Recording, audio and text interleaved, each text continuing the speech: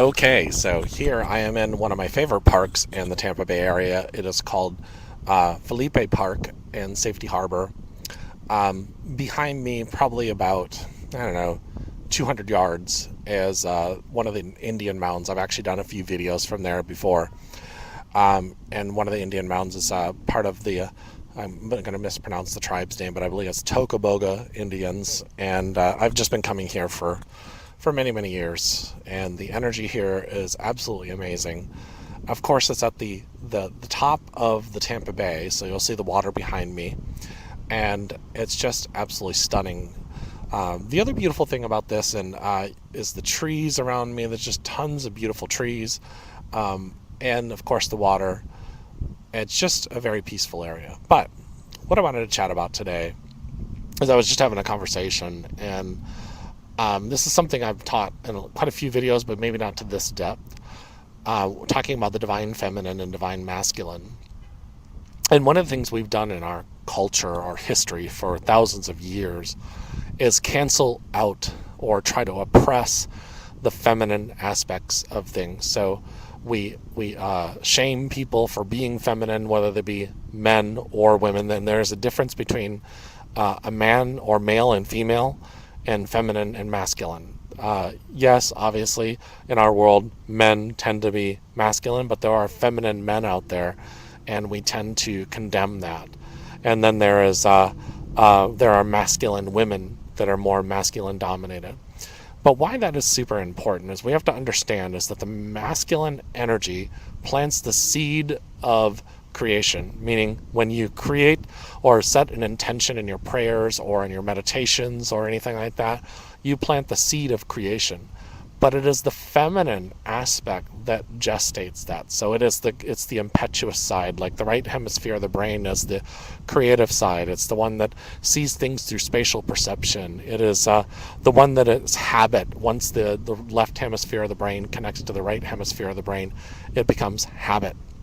And so, but the time it takes from the left hemisphere of the brain to the right hemisphere of the brain, that is the time where you're learning that skill or habit, or in natural law they call it gestation, the natural law of gestation. And why that's important to understand is it's the feminine aspect that creates or gestates that, just like a baby being in a womb. So if we're oppressing the feminine aspect of all of us, and we all have masculine and feminine traits in all of us, then we are really kind of stagnating the creative aspect of it. We're getting the creative intention, but it's stopping there. It's being slowed down as a result of that. And so that in itself takes us out of balance. And in the yin and yang, we have to dance between both sides, the yin and the yang, and stay in balance in both. And so why are we out of balance? Because we've been taught to think that men are jerks, and equating that to masculine energy. So it's saying that masculine energy is domineering and oppressive, and that feminine energy is silly, or it doesn't have the mental capacity to make decisions. These are all just wrong. And why are they wrong? Because they oppress aspects of who we are that allow us to be at our optimal level. And so when we start to really understand that those things are in all of us, and when we start loving all aspects of ourselves, then we really start changing our inner world. And it all starts as an inside job within ourselves. And when we start to see that this is an inside job within ourselves, then we can really start to have a more balanced life.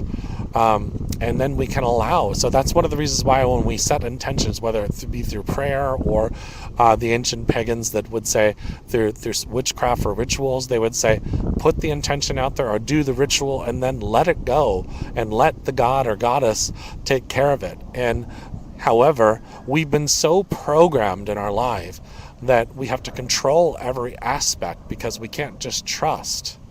And trusting is a big part of it. Trusting is a big part of how we allow things to happen, and allow things to happen in the highest and best good. But we're afraid of allowing things to happen in the highest and best good because we're in judgment of how things have happened in the past. And so when we understand that all those things prepared us for who we are today, then we start looking at those blessings. Like I was just looking at the other day and realizing that the Lamplight Group has all these ministers all over the world that have really helped tremendous amounts of people. And my mother and my friend Daryl and I started that idea in 2003.